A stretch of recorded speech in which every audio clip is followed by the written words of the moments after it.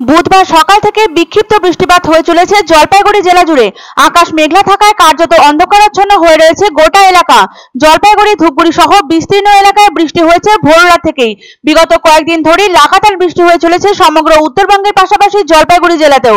ফলে ব্যাহত হচ্ছে সাধারণ জনজীবন।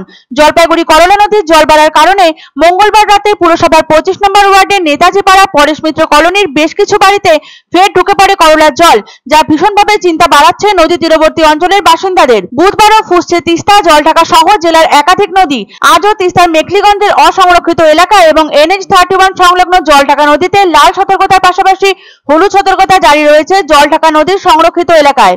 বুধবার সকাল 6টায় জলপাইগুড়ি গজলডোবা তিস্তা ব্যারেজ থেকে 1820.62 কিউমেক জল ছাড়া হয়েছে, এমনটাই জানা গেছে central flood control room Jalpaiguri সূত্রে।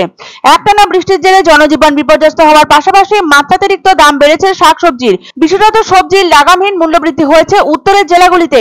এই ঘটনায় ক্ষোভ প্রকাশ করেছেন রাজ্যের মুখ্যমন্ত্রী মমতা বন্দ্যোপাধ্যায়। অতি সত্বর এই সমস্যা সমাধানের নির্দেশ দিয়েছেন তিনি স্পষ্ট জানান, আগামী 10 দিনের মধ্যে এই চড়া মূল্যবৃদ্ধির রেশ কিছুটা কাটবে। উল্লেখ্য, বিগত দিন দশেক ধরে বৃষ্টি ক্রমশ বেড়েই চলেছে উত্তরের জেলাগুলিতে। সেই কারণে অতিরিক্ত দাম বেড়ে যায় শাকসবজির। অবশ্য এর ফলে সমস্যায় পড়েছেন ক্রেতা বিক্রেতা সকলেই। মঙ্গলবার নবান্ন থেকে সাংবাদিক সম্মেলন করেন রাজ্যের মুখ্যমন্ত্রী। আর তারপরে জলপাইগুড়ি জেলার পাশাপাশি ধূপগুড়ি পুলিশ প্রশাসন এবং ধূপগুড়ি মহকুমা শাসক পুষ্পা দোলমা লেপচা স্থানীয় সবজি বিক্রেতাদের সঙ্গে কথা বলেন।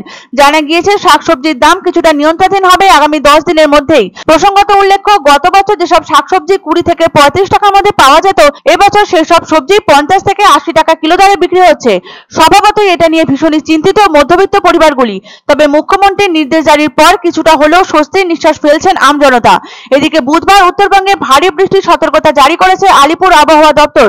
জলপাইগুড়ি, আলিপুরদুয়ার এবং কোচবিহারে ভারী থেকে অতি ভারী বৃষ্টির সম্ভাবনা রয়েছে বৃহস্পতিবারেও। বুধবারেও সকাল থেকে আকাশ মেঘলা জলপাইগুড়িতে। বিক্ষিপ্তভাবে বৃষ্টিপাত হয়েছে কিছু কিছু জায়গায়। আজও ফুলে ফেপে উঠছে তিস্তা, জলঢাকা সহ জেলার একাধিক নদী। জলপাইগুড়ি করলা নদীর জল বাড়ার কারণে মঙ্গলবার রাতে ফের পুরসভার 25 নম্বর ওয়ার্ডের নেতাজি পাড়া পরেশ মিত্র কলোনির বেশ কিছু বাড়িতে করলা নদীর জল ঢুকে পড়ে। বুধবার সকাল 6টায় জলপাইগুড়ি গজলডোবা তিস্তা ব্যারেজ থেকে 1820.62 কিউমেক জল ছাড়া হয়েছে বলে জানা গেছে Jalpaiguri central flood control room সূত্রে। একে অঝোর বর্ষণ, তার উপর ক্রমাগত ব্যারেজ থেকে জল ছাড়ার কারণে চিন্তার ভাঁজ পড়েছে নদী পাড়ের বাসিন্দাদের কপালে। লাগাতার ভারী বৃষ্টির কারণে ধস নেমেছে বিভিন্ন এলাকায়। বহু জায়গায় ভাঙন দেখা দিয়েছে নদীর, যার জেরে পূর্বেও ভীষণভাবে ক্ষতিগ্রস্ত হয়েছিল নদীর তীরবর্তী অঞ্চলের বাসিন্দারা।